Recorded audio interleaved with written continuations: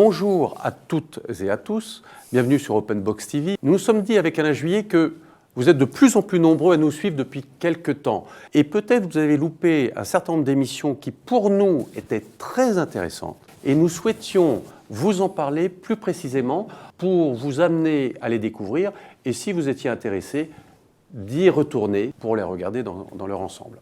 Alors Alain, nous avons choisi ensuite une autre émission, une émission sur les mafias, que nous avions fait avec une chercheuse, une auteure, oui. Clotilde Champérage, Oui. qui nous a ouvert là aussi la dimension des mafias, qui finalement, comme les mafias sont dans le monde entier, c'est aussi de la géopolitique, de la géostratégie. Absolument. Les mafias ont un rôle réel et dans l'histoire du monde, dans l'histoire des rapports de force géopolitiques, politiques et autres, et économiques bien sûr, parce qu'on oublie trop souvent que dans certaines parties du monde, elles font partie du système. Les yakuza japonais, c'est une mafia, mais une mafia qui est même reconnue par le gouvernement. On se fait inscrire comme yakuza, donc c'est quand même, c'est officiel, hein. Vous êtes yakuza et vous avez obéissé à un certain nombre de règles, pas toujours des règles du système légal, mais c'est reconnu, c'est accepté. Et il y a des relations, alors certains diront des relations coupables, en réalité non, des relations, des rapports de force, des rapports d'entraide entre le politique et les mafias. D'ailleurs, entre parenthèses, la mort de Shinzo Abe, du Premier ministre japonais, il y a quelques mois, les yakuza ont mis la main. Alors après, les gens disent c'est parce qu'il n'a pas respecté ses engagements, les autres disent c'est parce que ça a dérivé. Il y a plein de raisons, mais tout le monde soupçonne fort les mafias la mafia japonaise, d'avoir mis la main là-dedans. Chez les Chinois, vous avez les triades. Les triades sont des organisations mafieuses qui datent de millénaires, si ce n'est pas plus, qui sont là encore, systèmes mafieux, dans lesquels les gens rentrent et avec un certain nombre de règles, avec des règles d'initiation, et puis ensuite des contraintes très fortes, mais qui sont très puissantes. En Chine, on a tendance à oublier aujourd'hui qu'en Chine, elles existent et elles fonctionnent, et elles ont toujours fonctionné, mais elles existent également dans tous les autres pays. En France, nous avons une partie de Paris qui est très chinoise. Quand vous y allez le soir, vous le comprenez, puisque tout est en chinois. Il faut savoir que là-dedans, les triades jouent un rôle. La police, s'il y en avait quelqu'un de la DGSI, il pourrait vous expliquer ça très bien. Les triades jouent un rôle en France dans ces zones-là. Ça ne veut pas dire qu'elles ont un pouvoir absolu, mais elles jouent un rôle. Dans les Balkans, au Kosovo et en Albanie, vous avez des mafias d'une extrême violence. Mais c'est certainement les plus violents pratiquement, et qui en plus font du trafic d'armes, et on les a vus apparaître tout le long du bassin rhodanien, à Lyon et à Marseille, où par leur violence, ils ont même chassé une bonne partie des mafias locales ou des voyous locaux qui existaient avant. Il y a eu, et on le voit aussi avec les Ukrainiens, il ne faut pas l'oublier, et les Russes, parce que là aussi, ils ont des codes, on les reconnaît, ils ont des tatouages particuliers. C'est comme ça d'ailleurs que la police les reconnaît, c'est qu'ils ont des tatouages. Puis il y a les États-Unis.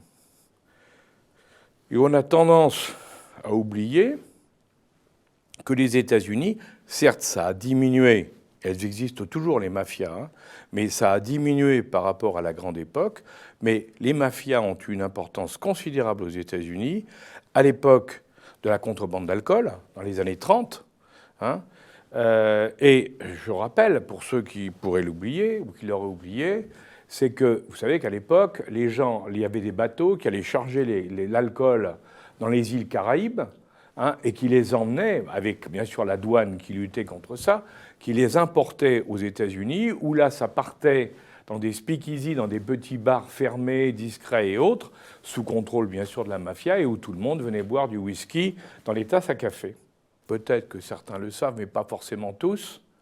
Le père de John Kennedy a fait fortune comme bootlegger, c'est-à-dire comme importateur d'alcool depuis les Bahamas vers les États-Unis, pendant la période de la Prohibition. Quand vous êtes dans la mafia ou en lien avec la mafia, si vous ne respectez pas les règles, ça peut très mal se terminer. Vous avez la mafia américaine qui a été utilisée par les Américains à l'époque de Cuba. On a essayé de tuer Fidel Castro une bonne trentaine de fois. C'est les fiches de la CIA qui le racontent. Hein. Ils ont essayé une trentaine de fois de tuer Castro. Et comment on fait? On est passé par la mafia, Sam Giancana, si vous voulez savoir le nom du chef mafieux qui s'occupait de ça, la famille des Giancana. Hein, et ils prenaient des tueurs qu'ils envoyaient à Cuba avec mission tuer Castro. Castro, il s'en est toujours sorti. C'est un garçon qui avait de la chance. Hein, indiscutablement, il s'en est toujours sorti. Et puis peut-être que les autres n'étaient pas bons. Hein, ça, c'est encore autre chose. Mais toujours est-il, vous voyez. Et je voudrais revenir à une histoire, parce que je vous voyais sourire, Claude. Je me rappelle une histoire, alors là, encore plus extraordinaire, parce que ça vous montre à quel point on voit des liens. C'est pendant la Deuxième Guerre mondiale. Les Américains sont en Afrique du Nord. Ils décident d'attaquer l'Italie et donc de remonter, hein, pour commencer la grande remontée vers Berlin et faire chuter le Reich. Et ils décident d'attaquer d'abord la Sicile. Mais le problème, c'est qu'ils n'ont pas beaucoup d'informations sur la Sicile. Et puis, comment faire pour débarquer en Sicile sans avoir les troupes italiennes ou les troupes allemandes qui pourraient gêner le débarquement? Et qu'est-ce qu'ils font? Eh bien, l'État américain de M. Roosevelt et les militaires du général Eisenhower et les autres, vont contacter le patron d'une des familles de la mafia italienne aux États-Unis, Lucky Luciano, hein, qui était en prison à l'époque et qui était le plus gros fournisseur de cigarettes, parce qu'il y avait l'alcool, mais il y avait aussi les cigarettes. Ils vont contacter Lucky Luciano et ils vont lui dire, voilà, si vous nous aidez à réussir le débarquement en Sicile, nous, on va vous aider aussi, on va oublier un certain nombre de condamnations, on libérera un certain nombre de vos collègues. Luciano, il dit banco, et la mafia américaine organise et aide au débarquement en Sicile des troupes américaines en 1943. Les mafias sont partout. Voilà. Donc, si vous voulez, on voit l'importance, exactement, on voit l'importance des mafias, qu'elles peuvent être utilisées par les États. Et par contre, on voit que si elles ne sont pas utilisées et qu'elles sont pourchassées, alors ça peut être terrible. Souvenez-vous de l'Italie, quand les juges et le général, il y a un général de la Chiesa, le patron des carabiniers, décide de faire la lutte contre la mafia italienne. Alors, en Sicile, mais aussi à Rome et partout, parce qu'elle était partout, la pieuvre, comme on l'appelait à l'époque, eh bien, ils vont avoir des résultats spectaculaires, mais ils vont tous être tués par des attentats organisés par la mafia. Et on s'apercevra à ce moment-là que même certains premiers ministres italiens seront soupçonnés d'avoir appartenu à la mafia.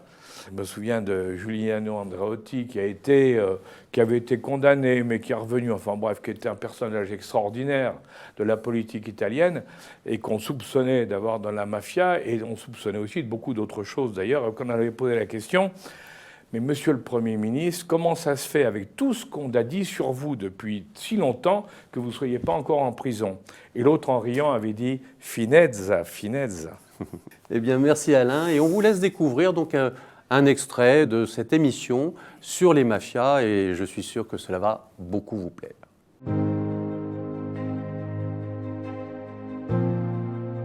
Vous le disiez, je m'intéresse particulièrement aux mafias.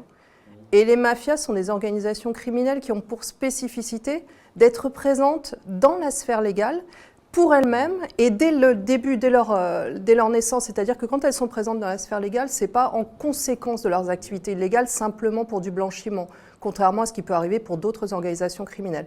Elles recherchent la sphère légale, elles y sont présentes dès leur naissance et elles conditionnent cette sphère légale, et ça m'a interpellée. Donc l'imbrication du légal et de l'illégal m'a semblé extrêmement pertinent pour comprendre nos économies. Pareil pour le trafic de déchets. Le trafic de déchets, certes, on a une offre criminelle qui permet d'écouler des déchets et de faire semblant de les retraiter, mais en face, on a aussi des industries qui, par pur calcul économique et minimisation des coûts, et certains vous diront c'est un impératif face à la concurrence, vont accepter une offre en sachant pertinemment que le prix proposé pour traiter les déchets est très en dessous de ce que propose le marché. Donc là, il y a des intérêts criminels et éventuellement industriels, ou pour les consommateurs des questions de pouvoir d'achat qui peuvent se rencontrer et favoriser l'extension de cette sphère criminelle. Mais vous avez raison, parce qu'on peut avoir, il y a des fois où même des activités criminelles au départ vont provoquer des problèmes qui vont générer des activités encore plus criminelles. Je pensais en vous écoutant au problème de l'océan Indien, de la piraterie dans l'océan Indien qui a posé d'énormes problèmes aux bateaux pendant une dizaine d'années. Et quand on regarde ce qui s'est passé, en réalité, les pêcheurs au large de la Somalie, qui est un pays évidemment très pauvre, les groupes, je dirais, mafieux ou criminels, qui venaient balancer les déchets les plus polluants dans la mer à côté de la Somalie, parce que personne ne pouvait contrôler, personne ne pouvait rien dire, et ça a fait fuir ou tuer les poissons. Du coup, la population somalienne s'est retrouvée sans pouvoir manger parce qu'il n'y avait plus de poissons, et c'est là où a commencé la piraterie pour attaquer les bateaux qui passaient au large. Les gens ne savent pas, mais c'est ça le début de la piraterie dans l'océan Indien, le largage de déchets toxiques dans la mer au large de la Somalie. Et quand on voit les conséquences que ça a eu avec les pays qui ont dû intervenir, avec les militaires, avec les marines, la protection des bateaux, les kidnappings de bateaux, quand on voit tout ce qui s'est passé derrière, on se dit, il y a des engrenages qui peuvent se faire qui sont terribles, en définitive, et dont souvent on ne mesure pas les conséquences au départ, ça c'est sûr. Oui. Donc quand vous disiez l'entreprise qui paye pour enfouir ses déchets au large, elle ne pense pas une seconde que ça pourra déclencher une opération de piraterie sur un océan. Et pourtant, on l'a vécu. Donc, pareil, avec le cannabis actuellement, on est en train d'augmenter la teneur en THC des plantes de cannabis. Il y a un pays qui est particulièrement affecté par ça, c'est le Maroc, qui cultive ces plants, sauf qu'il demande encore plus d'eau. Donc ils aggravent le problème lié aussi à la sécheresse et au dérèglement climatique. Donc là aussi, on crée des effets en cascade parce que plus on a besoin d'eau, plus la terre va être asséchée, plus il va y avoir des flux migratoires, y compris des flux migratoires illégaux. Enfin, là aussi, on rentre dans des effets dominos. C'est ça qui est là. En définitive, un élément illégal va avoir un effet multiplicateur qui, sur quantité d'autres domaines, vont perturber le système.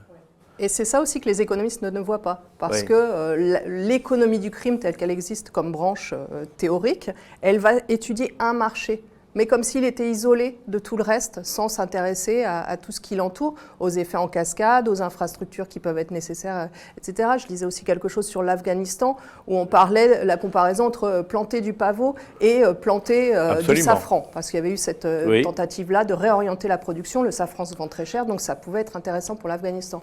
Sauf que ce qu'ils ont constaté très vite, c'est que les infrastructures routières ne sont pas là. Donc le producteur de safran ne peut pas ensuite acheminer sa marchandise vers les marchés. Par contre, pour le pavot, les narcotrafiquants sont là, c'est eux qui fournissent la logistique.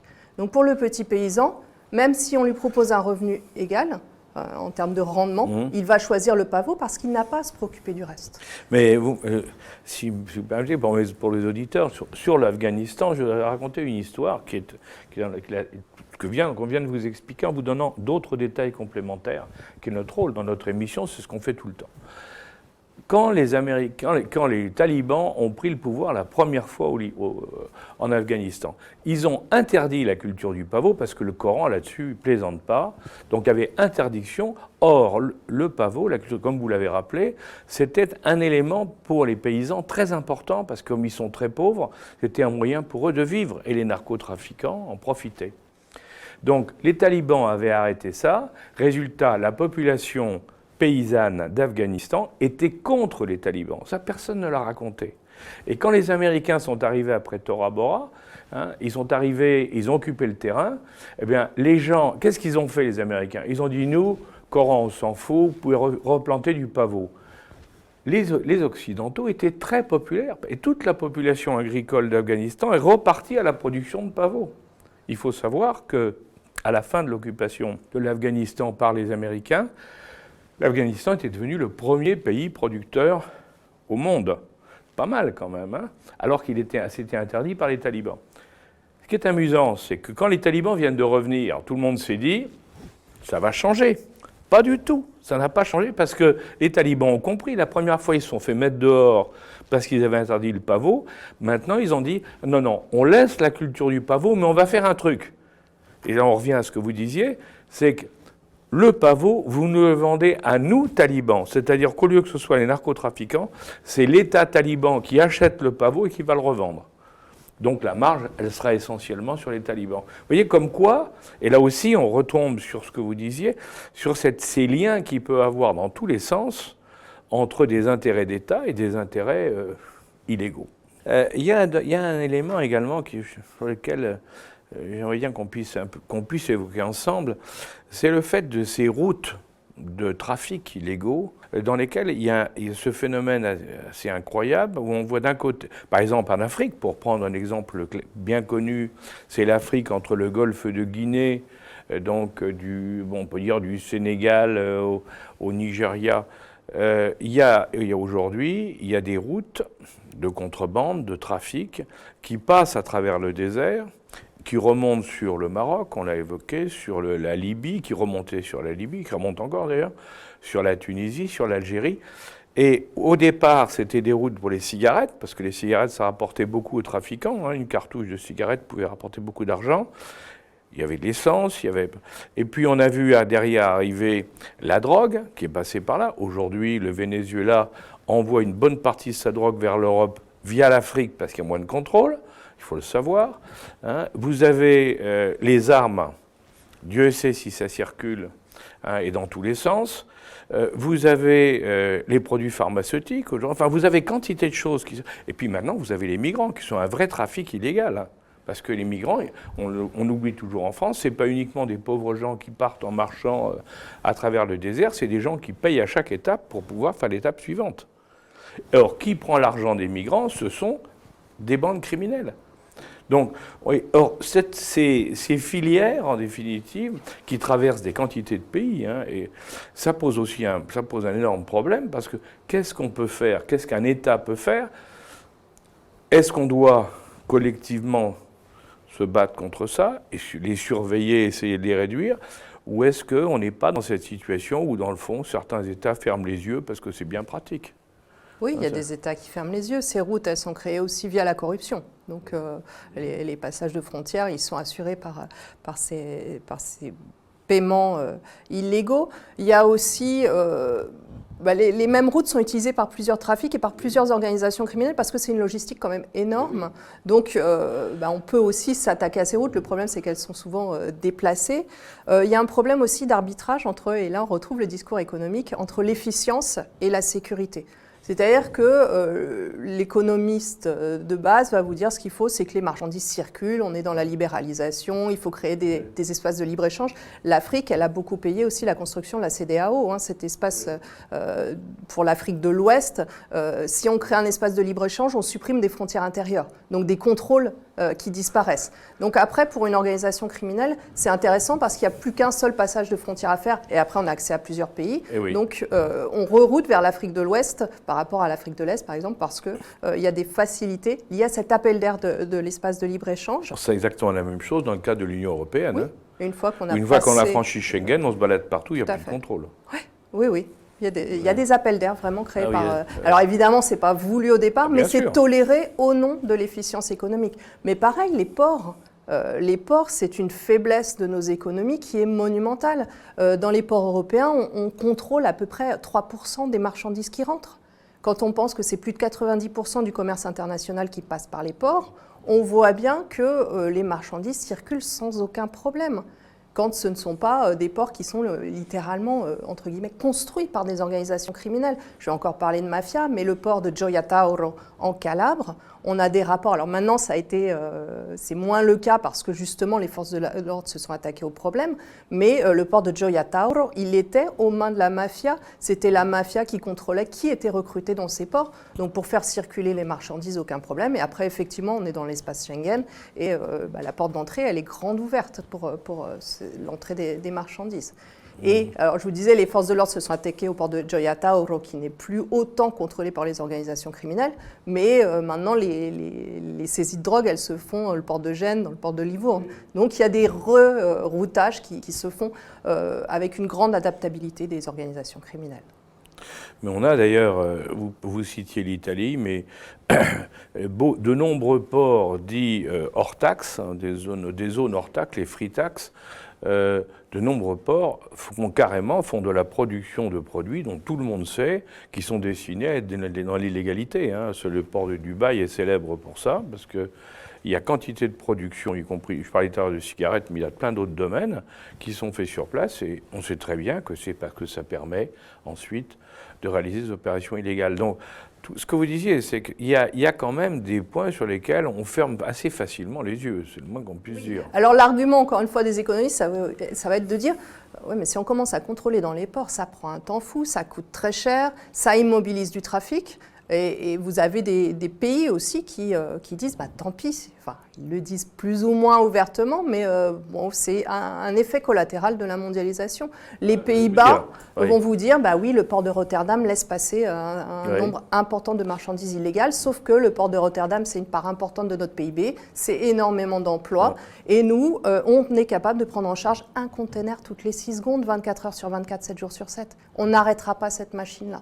D'autant plus qu'économiquement, là où on pourrait se dire le trafic mondial va s'équilibrer, se répartir, non, on a des effets de polarisation qui sont énormes, c'est-à-dire que les ports sont en guerre entre eux, en guerre économique, pour capter le maximum de flux. Donc on est dans la construction d'infrastructures de plus en plus lourdes, de plus en plus rapides, et ça se fait au détriment de la sécurité. Et par exemple, Malte a une industrie du jeu avec une législation qui est unique en Europe sur les paris en ligne notamment, avec en théorie plein de garde-fous, on ne doit pas miser de l'argent en liquide, sauf que l'autorité de régulation maltaise a été rappelée à l'ordre plein de fois, elle ne remplit pas les normes. En plus, on a des doutes aussi sur qui a fait passer cette loi, sachant que le fils de ce ministre lui-même s'est retrouvé à la tête d'une grande société de jeux en ligne. Donc on a là aussi des commixtions entre le légal, l'illégal, des zones grises qui s'étendent, et les mafieux qui avaient beaucoup plus de mal à placer leur argent en Suisse parce que la Suisse, malgré le secret bancaire qu'elle continue de défendre, livre les informations aux autorités. Lorsqu'on fait la demande, les Suisses coopèrent. Malte, c'est devenu plus intéressant. Donc on a plein d'argent sale qui circule à Malte, mais dans le même temps, et là c'est le discours économique qui revient, la croissance du PIB maltais est impressionnante dans la zone Europe. Donc on va aussi mettre l'accent sur cette dimension positive, regarder une économie dynamique qui sait se porter sur des secteurs nouveaux. Quelqu'un d'Eurostat qui interrogeait sur le sujet, disant quand même, d'un point de vue éthique, ça pose problème, qui disait le PIB n'est pas un indicateur de moralité. Donc l'économie s'est littéralement détachée du droit et de l'éthique. Et ça, c'est un processus de long terme qui est extrêmement préoccupant. Vous savez, alors là, je vais dépasser votre problème. Je crois que là, vous touchez un problème fondamental de nos sociétés modernes. C'est effectivement que la finance ne sait plus ce que c'est que l'éthique et le droit. Oui. Tout est bon à partir du moment où ça rapporte. Tout à fait. Et ça pose de sacrés problèmes et ça explique peut-être certaines dérives auxquelles on est confronté. Mille merci pour ce passionnant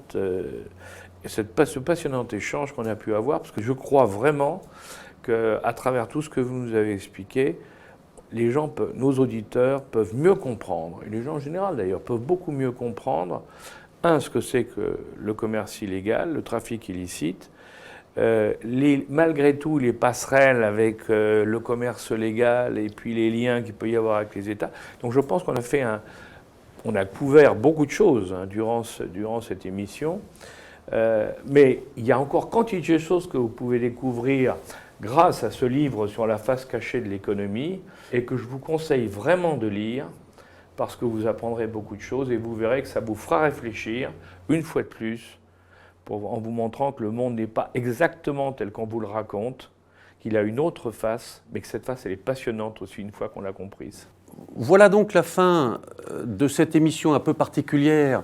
Nous ferons d'autres émissions en ce sens. Merci de nous soutenir sur Tipeee pour garder cette indépendance de ligne éditoriale. Et merci Alain. Merci. À bientôt. Merci Claude et à très bientôt, bien sûr. Bientôt. Vous êtes de plus en plus nombreux à nous suivre sur Open Box TV, l'émission de géopolitique d'Alain Juillet, et nous vous en remercions. Et vous pouvez nous suivre à loisir, où que vous vous trouviez, sur l'ensemble des réseaux sociaux que nous vous proposons, et en particulier via les podcasts, pour une écoute en toute liberté, où que vous vous trouviez.